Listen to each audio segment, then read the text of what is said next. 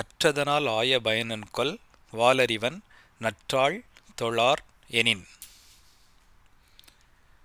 விளக்கம். கற்றதனால் கற்றறிவினால் ஆய பயன் ஏற்படும் நன்மை கிடைக்கும் பலன் என்கொல் என்னவாகும். வாளறிவன் கூர்மையான அறிவுடையவன் நற்றாள் நன்மை உடைய திருவடிகள் தொழார் வணங்காதவர் எனின் என்றால், அதாவது ஒருவன் மிகப்பெரிய பட்டம் அறிவியல் பெற்றிருந்தாலும் அது மனிதநேயம் ஒழுக்கம் பணிவு இல்லாமல் இருந்தால் அந்த அறிவு தவறான பயன்களுக்கு பயன்படுத்தப்படலாம். எனவே நல்ல அடிப்படை சிந்தனைகள் அவசியம்.